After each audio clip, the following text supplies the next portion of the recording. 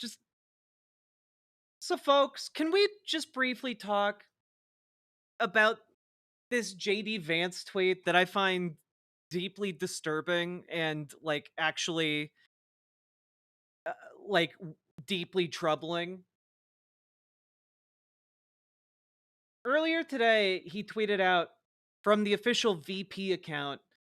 President Trump leads America with peace through strength, and that means showing strength when you have to. It's time to bring security back to Greenland. And this really seems like a declaration of an intent to invade Greenland, and that seems really fucking gross. But there's also a video, and we're gonna watch that real quick. President Trump is a president of peace. Part of having good relations is showing your strength when you have to. And unfortunately, the story of Greenland over the past 20 years when it comes to security is that we've underinvested in the brave men and women who are doing a very hard job to keep all of us safe. That has to change, and ensuring that America can lead in the Arctic for the next generation. Our message to Denmark is very simple. You have underinvested in the people of Greenland, and you have underinvested in the security architecture of this beautiful landmass filled with incredible people. As China and Russia have taken greater and greater interest in Greenland, in this base, we know that too often our allies in Europe have not kept pace. It is the policy of the United States that will change, and President Trump stands behind you. Yeah, so you might be like, wait a minute, why is he talking about the people of Greenland? But there are no people of Greenland in that video. And this is just your reminder that last week JD Vance and his wife were supposed to be greeted by actual people from Greenland. Um and no one in Greenland wanted to talk to them because they hate them. I think this is one of those things that people in America and particularly conservatives just don't get,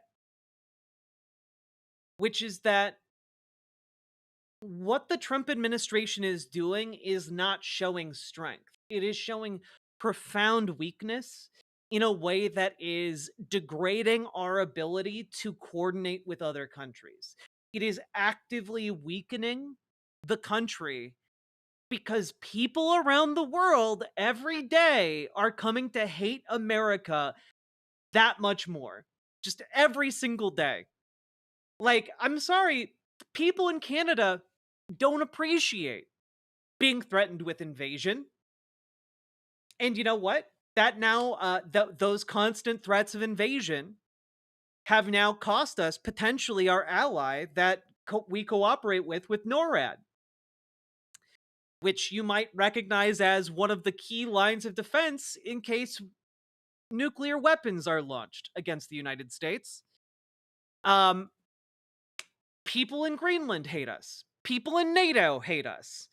Japan, China, and South Korea all hate us so much now that they, despite literally a millennia of hating each other, have come together to form their own economic bloc. It's not good. And yet the Trump administration keeps putting out this propaganda because they're like, well, they're clearly trying to gear up for oh, well, we'll just occupy Greenland. There are only 30,000 people there. And honestly, it really comes across as an Arrested Development bit almost. It's just like they're sitting in there and what could a Greenland cost, Michael? $5? And it's just they don't realize that if the United States seizes Greenland, we are potentially at war with all of Europe. We have potentially cut off all ties with Europe. They don't get it. It is baffling to me. We live in a country that is only possible because we cooperate with other nations around the world. Like, we are a hub of trade and commerce because of our cooperation. And it is wild to me that they're basically just cutting all of these strands in a country that is predominantly supported by providing services to the globe. We are a service economy, not a manufacturing economy anymore. So we're kind of screwed right now.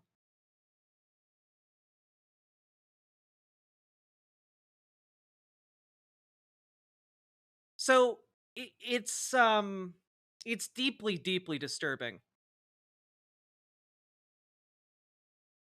And also, let's be 100% clear, if the United States does invade like Greenland or does invade Canada, like the people there are going to fight us. And like, hey, it might not be immediately apparent that the denizens of Greenland are going to resist you, but like, good luck getting any of the local infrastructure working for you. They will burn it down strategically and you will freeze to death. That's going to be like the legacy of like the Trump administration if we start invading these countries. Like it's going to be frozen US service people.